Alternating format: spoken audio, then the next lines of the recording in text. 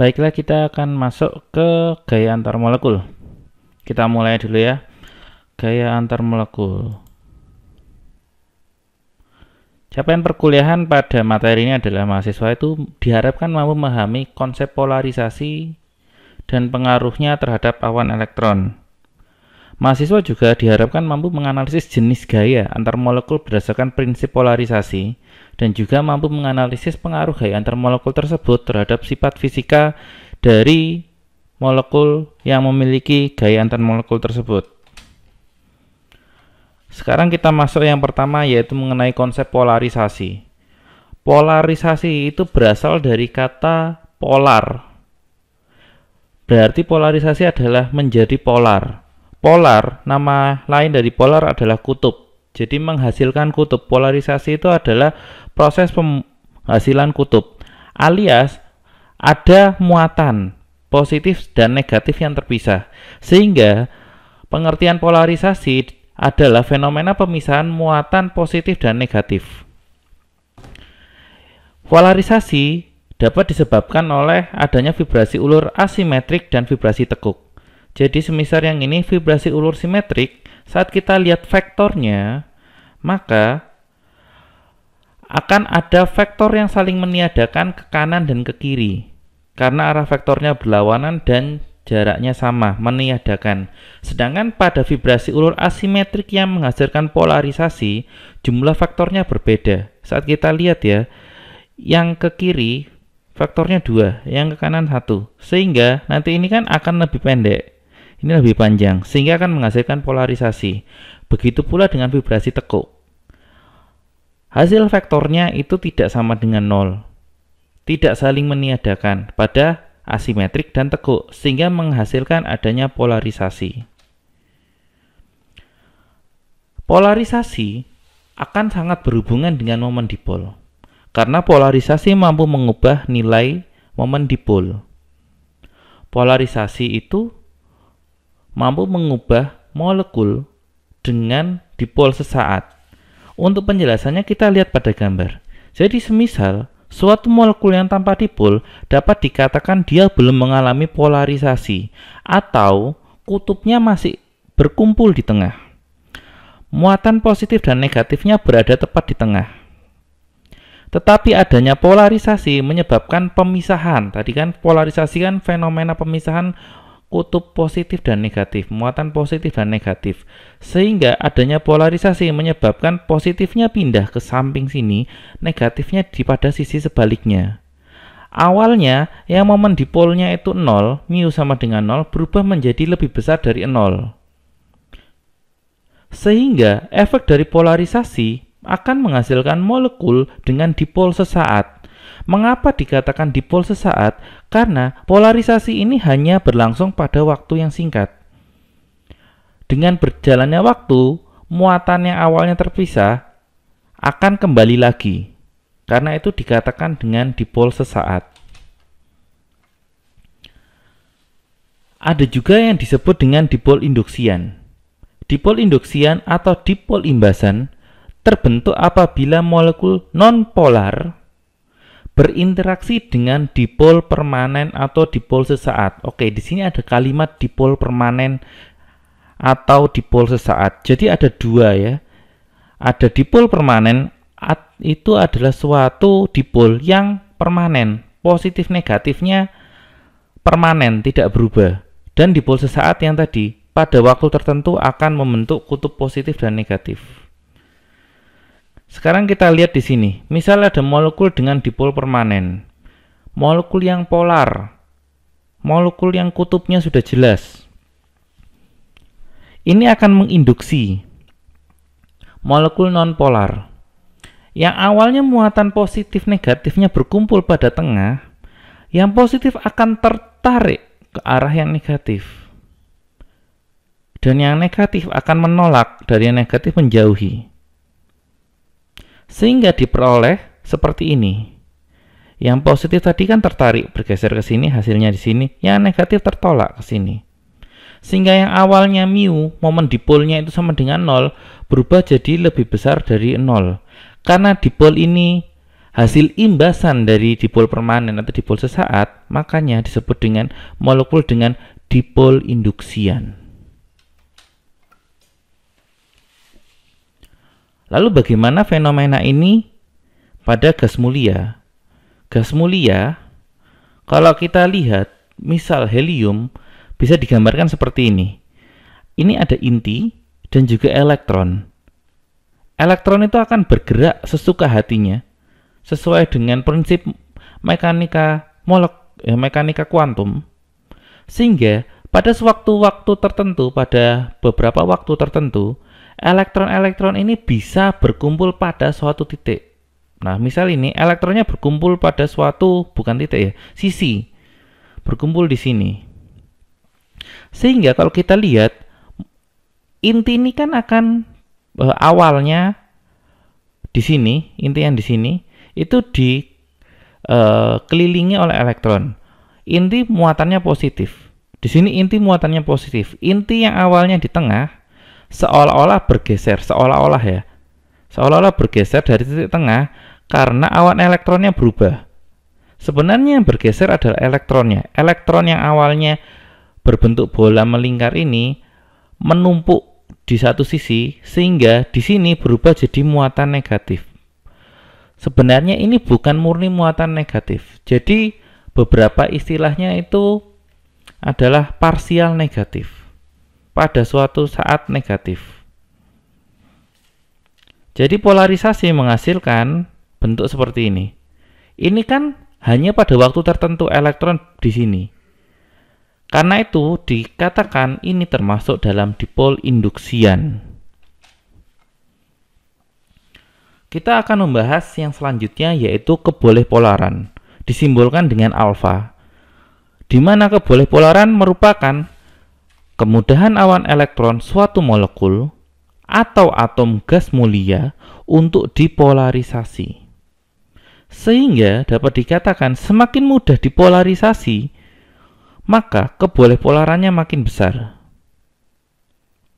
Jika kita melihat suatu molekul dengan bentuk yang sama, semisal contohnya adalah tetrahedral, kita dapat mengatakan bahwa jumlah elektronnya jika semakin besar, maka pengaruh inti makin lemah dan awan elektron akan semakin lunak, sehingga semakin mudah dipolarisasi.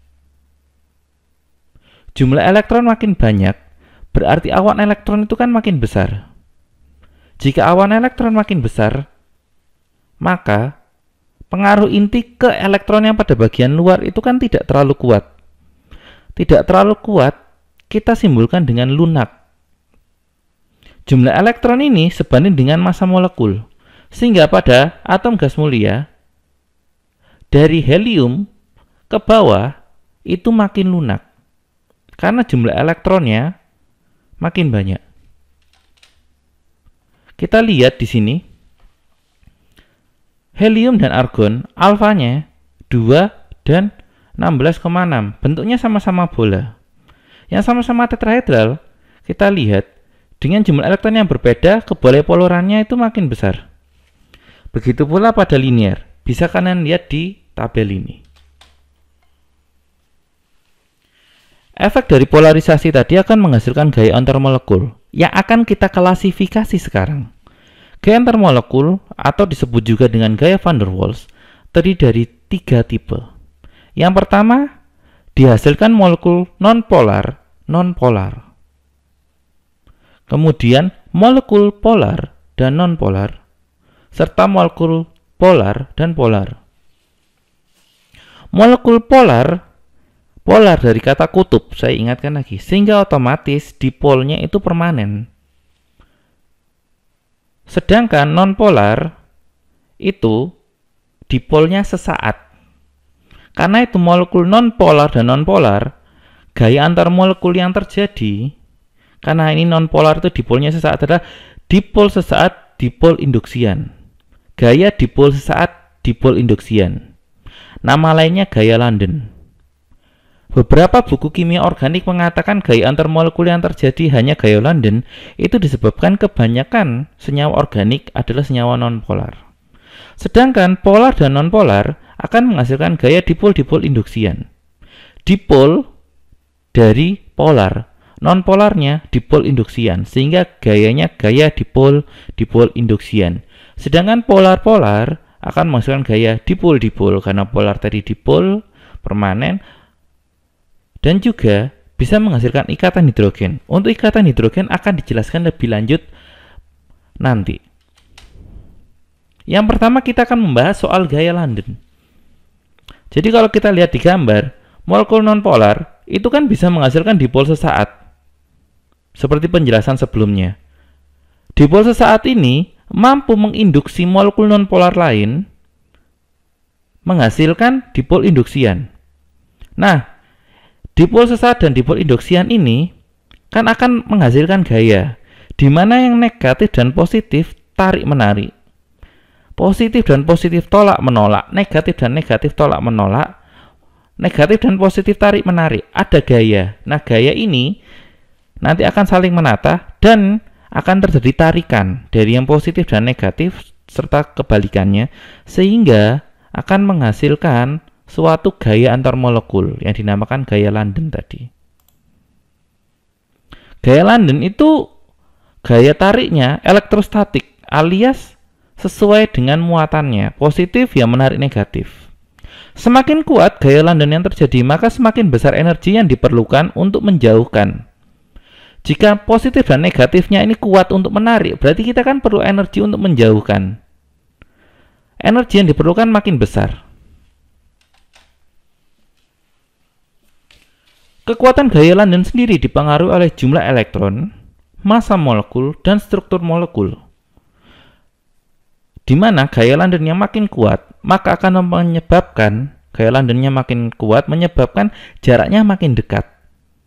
Susah dipisahkan, sehingga titik didihnya makin tinggi, titik leburnya pun makin tinggi. Lalu, hubungan antara jumlah elektron dan massa molekul dengan kekuatan gaya London dapat kita lihat di slide.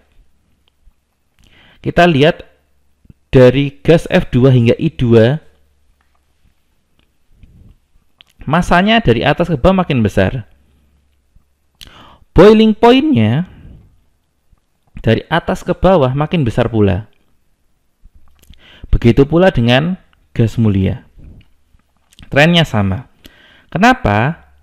Ya karena ini bentuknya sama. Yang ini bentuknya bola, yang ini linear. Penambahan jumlah elektronnya pada halogen dan gas mulia itu sebanding dengan massa molekulnya. Kemudian faktor lain yang mempengaruhi adalah luas sentuh permukaan dan susunan rapat molekul pada bentuk padatan. Jadi misal pentana, N-pentana, sentuh permukaannya kan berbeda dengan neopentana. Ini lebih besar. Sehingga kalau kita lihat boiling point-nya lebih tinggi dibanding neopentana. Ada juga yang dinamakan dengan gaya dipol-dipol induksian. Dipol ini berarti dari molekul polar, dipol induksian non-polar. Di mana molekul polar akan menginduksi non-polar sehingga menghasilkan dipol induksian.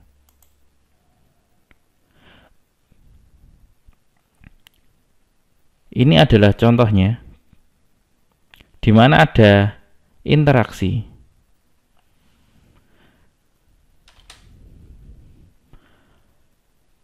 Ada suatu fakta, di mana terjadi anomali air, anomali titik didih air. Kalau kita lihat, H2S sampai H2TE itu trennya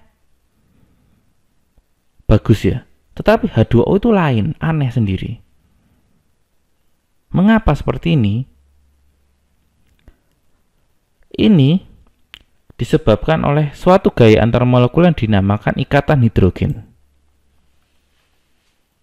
Ikatan hidrogen merupakan gaya antar molekul yang paling kuat.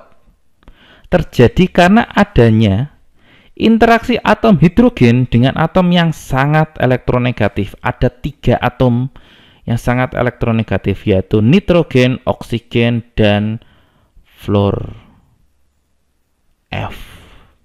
Sehingga Dan misal di air, oksigennya bisa menarik hidrogen di amonia. Dengan amonia, nitrogen menarik hidrogen. Ini adalah ikatan hidrogen. Ikatan hidrogen itu tidak murni gaya antar molekul karena juga ditemukan pada gaya dalam molekul, intramolekul. Seperti ini, 3 ini contohnya. Di sini ada ikatan hidrogen, ada ikatan hidrogen, ada ikatan hidrogen. Ikatan hidrogen itu ditemukan pada fase padat, cair, dan gas. Padat contohnya itu di kristal air, ada ikatan hidrogennya. Cair contohnya pada etanol. Dan juga gas contohnya pada dimer HF dan H2O. Selain itu kita juga tahu bahwa DNA itu disusun karena adanya ikatan hidrogen. Seandainya tidak ada ikatan hidrogen, maka ini akan terputus basa-basa nukleotidanya.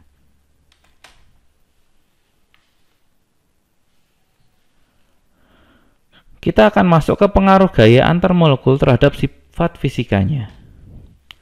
Salah satu yang dipengaruhi sifat fisikanya adalah viskositas, di mana viskositas itu meningkat sejalan dengan meningkatnya gaya London yang terjadi. Contohnya ini, dari heksana sampai dekana, kita lihat ya, makin panjang viskositasnya. Lihat ini, berubah. Karena viskositas kekentalan itu kan pada dasarnya jarak antar molekul. Tegangan permukaan juga sama. Perubahan fase itu juga akan dipengaruhi. Mengapa? Karena penataan pada fase itu sebenarnya kan adalah penataan molekul. Sehingga titik didih dan titik lebur bisa berubah dengan adanya gaya antar molekul. Nah, ini sifat fisika lain yang dipengaruhi, itu ada entalpi penguapan, tekanan uap cair, misisibilitas, dan bentuk tetesan cairan. Sekian dari saya, semoga bisa membantu. Apabila ada salahnya, mohon maaf, tapi sepertinya sudah saya revisi. Jika ada pertanyaan, silakan disampaikan di menu komentar.